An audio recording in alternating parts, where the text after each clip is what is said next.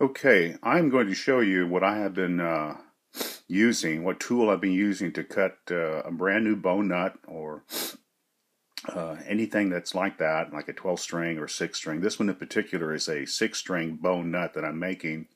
I've already cut the bone to size to fit in the slot of the guitar, and I've shaped it so it fits the width of the neck in the slot of the guitar. This one in particular goes to a Gibson 335. So it fits in the slot and everything. It's flush. It's at about the right height and everything. And now I'm going to show you what I use to cut the slots. And as far as the spacing is concerned, I use the original nut here, and this is I use as a template. Now I could go ahead and just put this on here and mark each one of them with a pencil, but I'd like to go a little bit more accurate than that, because in time these things here get wore out. And if you look at the nut itself, these slots here are starting to angle a little bit from the way that they're pulling from the string, so it's going to wear this little groove out here a little bit, and so I would have to start fresh. So what I do use are the outside measurements as my my template for the markings. And as you can see, what I did is I put it up against my bone nut, and I've marked it so that the 6 string comes out from the middle of the slot here, and the same thing with the first. Over here on the first string, from this angle of the camera, maybe it looks like it's not on, but it is. If I had the camera over here a little bit, then you could probably see that they're dead on, like this one is here. And but it's there, it's marked, and I marked it to the center of each groove so that this line here meets the center of this groove here, and this line here meets the center of this groove here. Now I just have these here to mark. So like I said, instead of just using the pencil and just marking these guys here to try to be the same template, I'm going to make it to where all the spacings are exactly the same.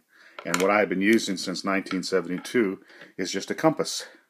And the compass itself comes from a draftsman kit that I found in a pawn shop, and picked it up for a song. And this is the only tool that I actually employ. And then you can see that these have these little metal pointers, and they're pretty sharp. They're needle sharp, and you can actually hurt yourself with these here. So what I do is I actually put the compass right on the line on the first string over here. Let's say this is the this one over here is the first string.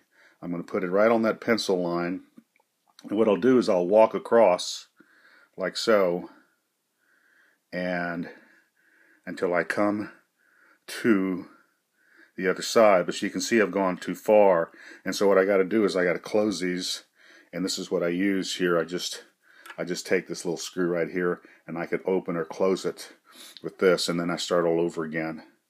This is probably the only tedious part of the whole thing, but your accuracy is going to be so great that you'll be able to get each spacing just perfect.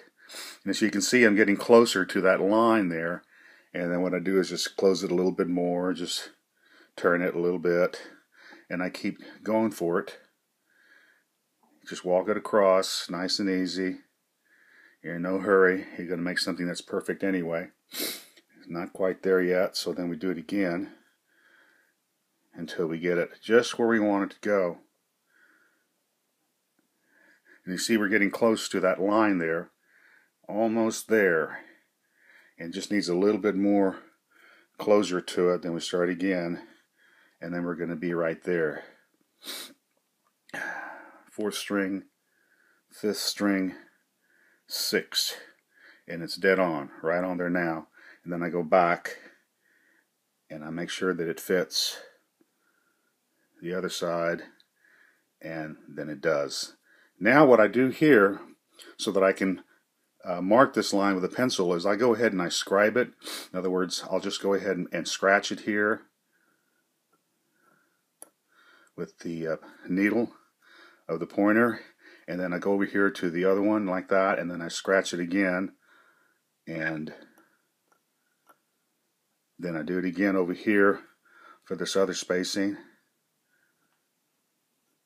actually scratching the bone, and then I go back over here and do the final one, and then we're there. And so we're back here to the 6th string, and then we go back again and we scratch it the other way. Oops. There we go. There we go. And we've got that scratch, and then we're back to the 1st string.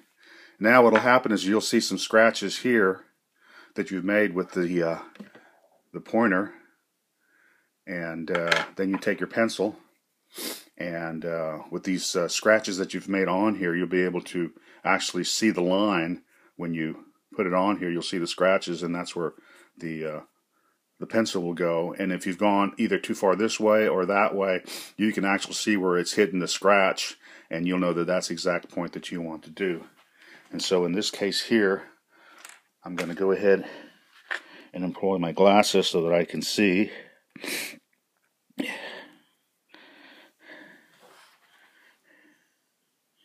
And this one actually goes right there. And there's another way you can actually see it. Once you scratched it, you can take your pencil end and pencil out, erase that whole line, and you'll see a small scribed line right in here, and you'll know that that's the place where your mark is going to be.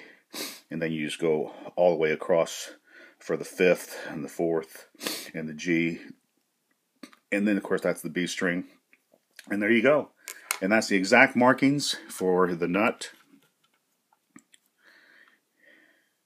As you can see, that one there goes to the 2nd string, and then once you put your pencil lead there and there and there, then you're all set. And all you got to do is just cut your notches. And that's how I use the compass to make my bone nut for spacing.